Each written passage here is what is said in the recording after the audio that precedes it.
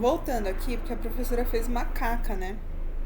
Eu dei stop no outro vídeo. Então, tô gravando uma segunda parte desse vídeo. Vamos ver se eu consigo editar e colocar tudo junto no YouTube, mas eu acho que isso não vai rolar, então vão ter duas partes desse vídeo.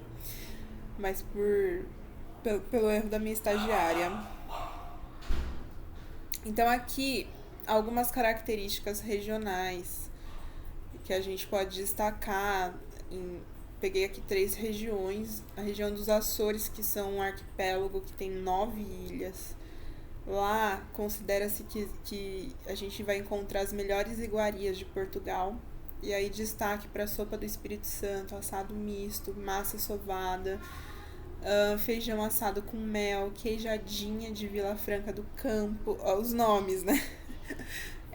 O vinho de cheiro, que é uma produção artesanal e rústica, também é um destaque na região. E aí tem a Ilha da Madeira, que lá a gente vai encontrar um peixe ensopado, o peixe espada preto, que só encontra lá e no Japão. Eles têm o hábito de consumir espetada de carne, que é carne assada, tá? Churrasco. Lá você vai encontrar algumas construções nas encostas, que elas são bem irregulares. Vai encontrar algumas construções que são em formato de terraços. E aí vai ter plantação de trigo, milho, feijão e uva. E traz os montes, que a gente conhece como a cozinha transmontana, a gente vai ter uma gastronomia pautada no trabalho agrícola e pastoril. Então a gente vai destacar o milho e as batatas na questão agrícola. Lembrando que milho e batata veio da onde? Das Américas. Aí a criação de ovelhas, porcos e gado, que eles são defumados, são enchidos, né, como salsicha e linguiça, e podem ser também assados ou cozidos. E é de lá também que vem o vinho do Porto, nas margens do Rio Douro. Os docinhos, né, a gente vai ter um grande destaque, assim, para os doces conventuais. Então vamos aqui pensar, eu acho que eu já até quando eu dei confeitaria para vocês já devo ter explicado isso. Vamos pensar que o Brasil foi uma colônia de cana-de-açúcar, né, de produção de cana-de-açúcar, uma colônia açucareira. Então, Portugal tinha um acesso muito fácil ao açúcar. Nos mosteiros, as freiras utilizavam as claras para engomar as roupas, né? E sobrava-se muito gema. Então, fácil acesso a açúcar, quantidade de gema sobrando. Então aí nasce a origem dos doces conventuais, que a maioria é base de gema e açúcar. Ao longo do tempo, esses docinhos começaram a ficar conhecidos por famílias que foram adaptando e acabou passando de geração para geração as especialidades de Portugal, que a maioria tem origem nesses doces conventuais. Lá as confeitarias chamam pastelarias e a gente vai encontrar os doces, os bolos regionais. Nessas pastelarias a gente também vai encontrar as criações artísticas de chefes e confeiteiros, tanto é que você vai em qualquer confeitariazinha assim, pé de chinelo, vai ter lá o docinho em forma de ratinho, sabe? Uma coisa muito bem cuidada, muito bem limpa, muito saborosa, sem o gosto daquela gordura hidrogenada. É muito doce à base de ovo mesmo, então chega uma hora que você não aguenta mais, né, por conta do ovo ser muito forte. Mas em cada região do país a gente vai ter uma característica pasteleira, no caso, confeitaria. E cada região vai ter uma preparação específica também, assim como os vinhos, assim como os queijos. mas existem algumas preparações que são universais ali. Então, na região norte, destaque para o pudim de amêndoas e pudim do Abade de Prisco. Então, vejam os nomes assim, né? Então, não sei se ficou muito claro que esses doces, apesar de terem origem conventual, eles foram trabalhados pelas famílias, né, pelas casas, pelas pessoas que não eram freiras, que não eram religiosos por profissão. Não sei se tá certo falar isso. Então a gente vai ganhar uma cultura doceira muito forte ali em Portugal. Na Ilha da Madeira, destaque para o bolo de mel e o bolo de reis, destaque em Portugal inteiro. Gente, o bolo de reis, ele é, sei lá, chega a época de Natal, Ano Novo, e você só encontra bolo de reis pra tudo quanto é lado. E até o bolo de reis do mercado é saborosíssimo. Mas vocês sabem que ele é meio um pão, né? Chamam de bolo de reis, mas ele é um pão, porque ele é com fermento fresco. Frutos secos, oleaginosas, frutas cristalizadas, é muito saboroso e muito tradicional. Você não encontra panetone, mas você encontra bolo de reis. Além disso, a gente vai encontrar arroz doce, papo de anjo, trouxas de ovos, sopa dourada, beijinhos, fios de ovos, toucinho do céu. Aliás, toucinho do céu, ele é como se fosse um pudim, só que ele é feito com banha de porco, tá? Então, vai encontrar banha de porco nos doces também.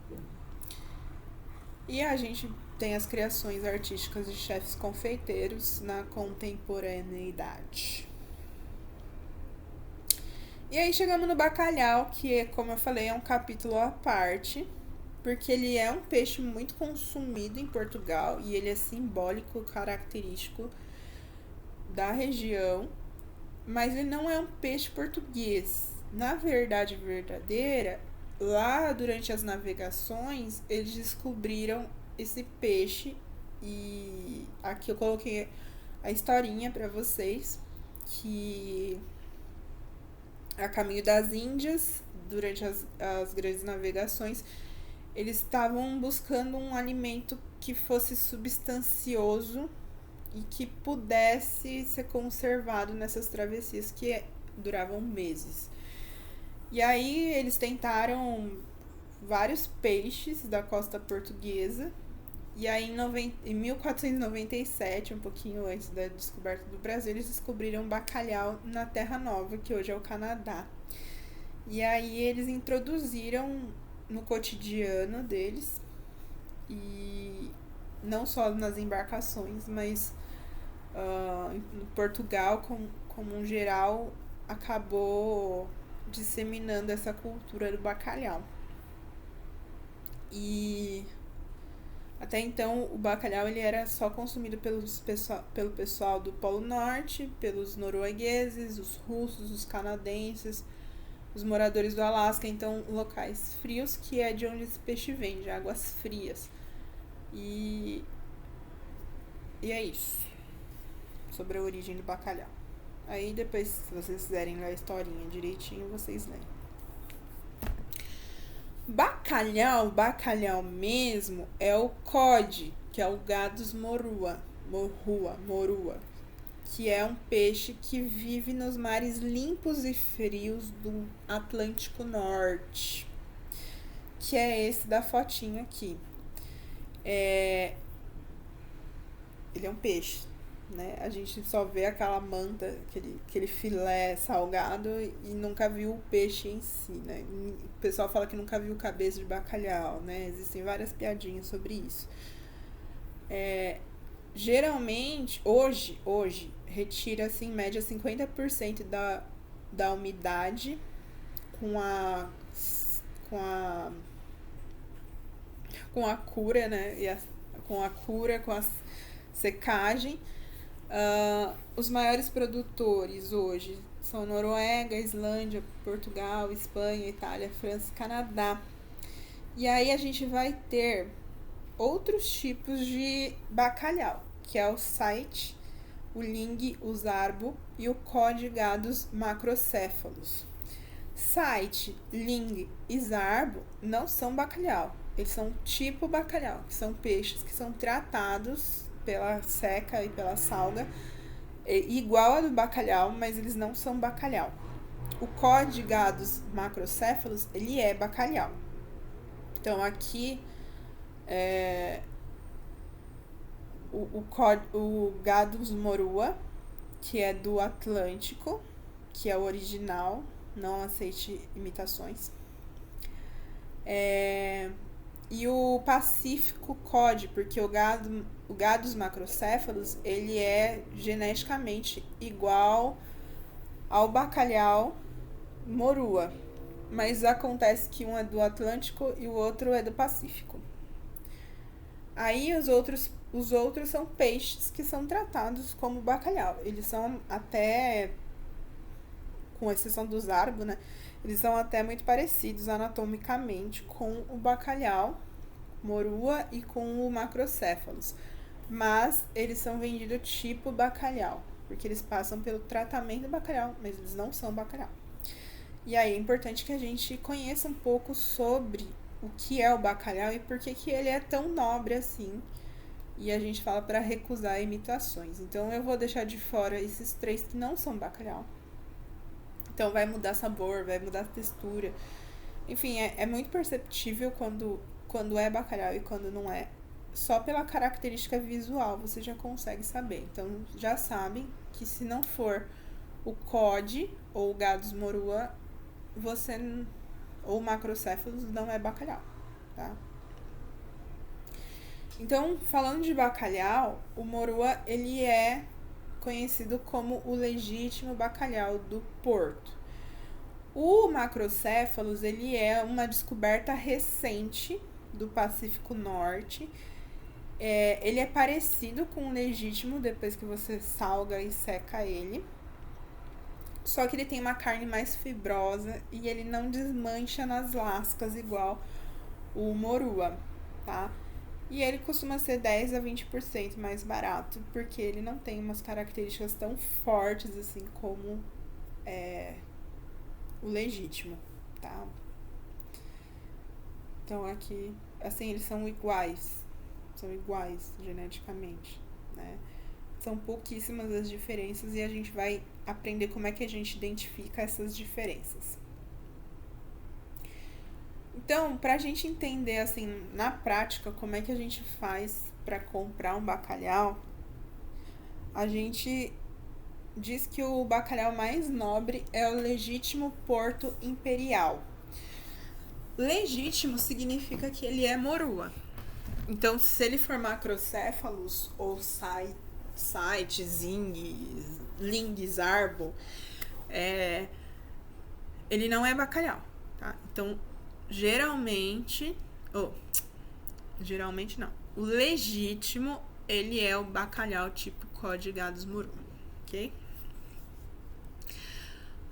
Porto significa que eles são peixes com peso acima de 2,5 kg.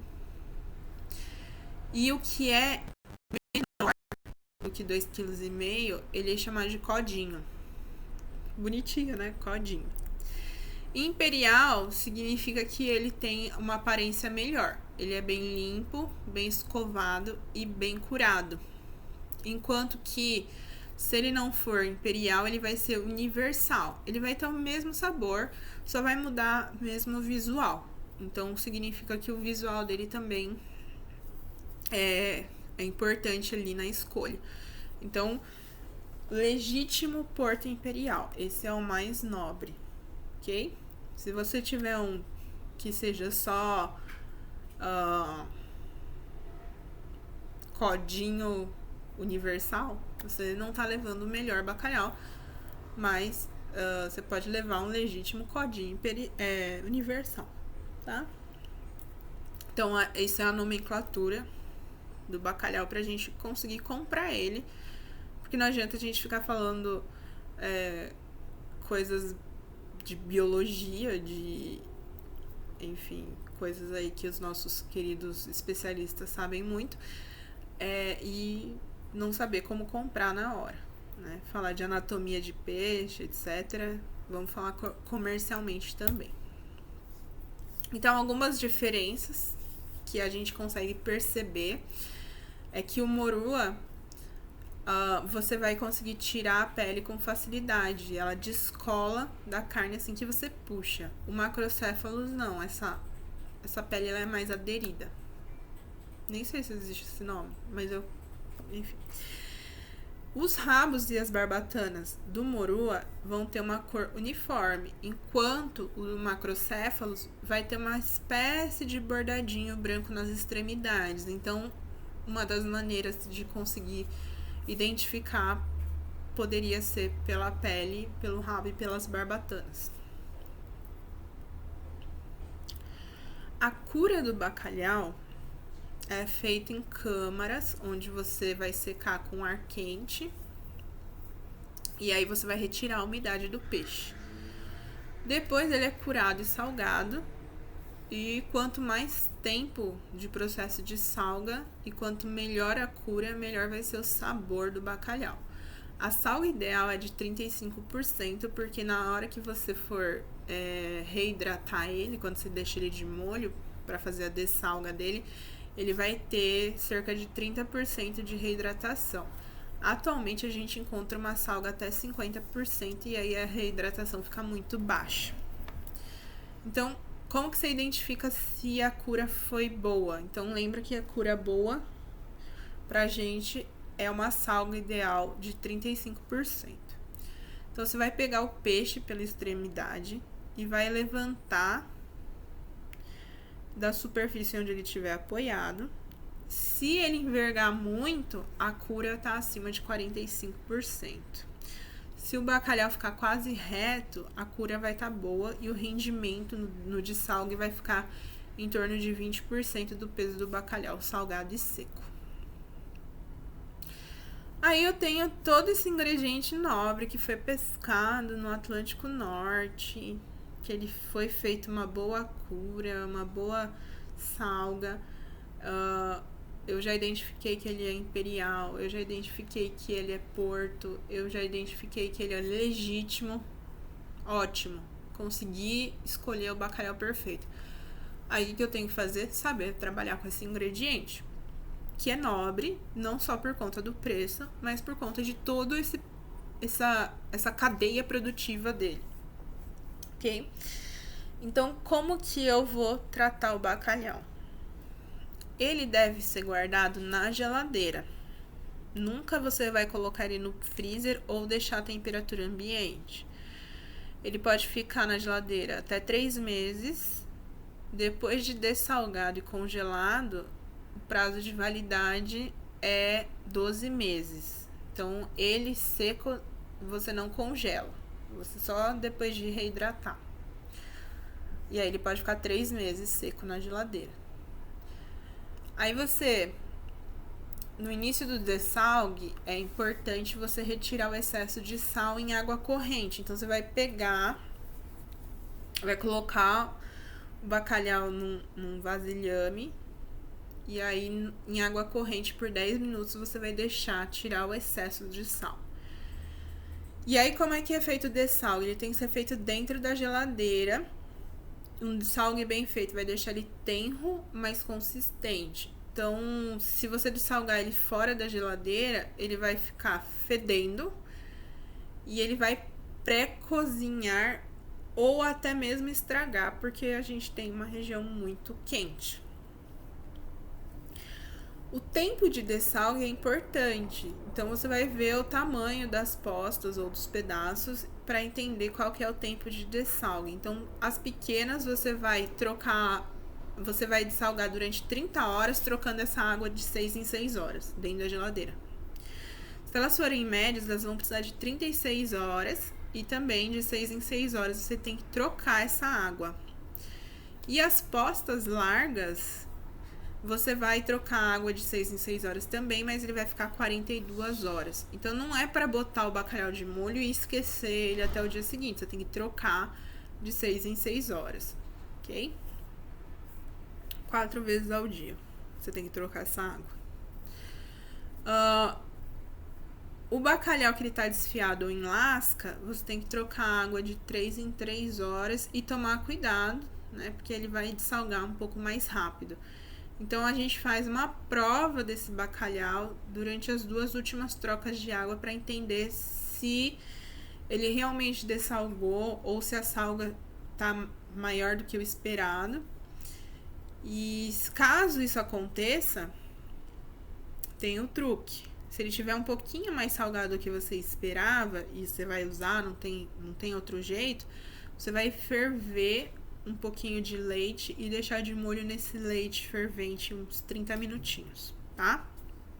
Não é para cozinhar no leite. Você ferve o leite e coloca ele imediatamente sobre o bacalhau e deixa ele lá 30 minutinhos nesse leite para extrair o restante do sal. Isso não funciona se você pegar um bacalhau salgado agora, nesse momento, e resolver utilizá-lo deixando 30 minutos de molho no leite. Isso depois que você passou desse processo de dessalgue, peguei lá a minha aposta que é pequena, ficou 30 horas, de 6 em 6 horas, eu troquei água, bonitinho, aí eu vou experimentar ele antes de preparar e ele tá salgado. Aí o que você faz? Faz o truque do leite. O melhor momento para você tirar a pele do bacalhau é quando ele ainda tá salgado e seco. Você vai levantar a pele de uma das extremidades e vai retirar com puxadas firmes. Zap! E depois do cozimento, a pele também sai com bastante facilidade. Mas é legal você fazer quando ele ainda tá salgado e seco. Se você for utilizar a pele na preparação, lembre de servir com a pele voltada para cima. O melhor momento para retirar as espinhas é na hora que você estiver desfiando o bacalhau. Aí tanto faz se ele ainda tá salgado e seco ou depois do cozimento. O bacalhau, ele não deve ser fervido, a não ser que a receita que você vai fazer indique que faça isso, porque isso vai ressecar o peixe e aí vai prejudicar o paladar. E ele deve ser, se ele precisar passar por água, tem que ser água a ferver, aquela água que tá querendo ferver, mas não ferveu. E aí o fogo tem que estar sempre brando e não deixa borbulhar. Então, em simmer é o melhor a se fazer. Aí, dicas, né? Você pode reservar esse caldo do bacalhau que vai ficar super saboroso para cozinhar as batatas ou arroz que você vai servir junto, porque aí você ressalta esse sabor do bacalhau. As receitas no forno ou na brasa, você vai ter que pré-cozinhar ele. Se você quiser apurar o bacalhau de acordo com a receita, deixa ele umas 2 horinhas ali marinando em azeite, ervas, enfim, no tempero que você achar conveniente. A qualidade da refeição com bacalhau vai depender da qualidade dos complementos. Então, geralmente, você vai usar azeitonas portuguesas, azeite português. Então, produtos de origem portuguesa que combinam bem para você fazer uma receita tradicional. E aqui, para finalizar, peguei aqui um bacalhau. Encontrei isso na internet, muito legal. O lombo você pode usar para assar, grelhar. Ela é a parte mais nobre do bacalhau, né? O lombo do bacalhau, que é essa parte central. Em postas finas ou médias, você vai fritar, cozer ou desfiar, que é essa parte mais de baixo ali, perto do rabo. Essas laterais são chamadas de abas ou badanas e elas são boas para fritar ou para desfiar. Bolinha de bacalhau tá de boas ali. Essa parte chamada migas, não é migues, é migas, é ideal para fazer empadão, massas, empadas, lasanhas, arroz de bacalhau, porque você vai desfiar ele também. E o rabo, você pode usar igual a gente faz em fundos. A gente pega a água, extrai o sabor e usa essa água para fazer os acompanhamentos, tá? Então não precisa desperdiçar nada, beleza? Gostou? Dá um like. Não, tô brincando. Então é isso, pessoal. Eu acho que de tudo o que a gente estudou em cozinha internacional, acho que é importante a gente valorizar as tradições locais.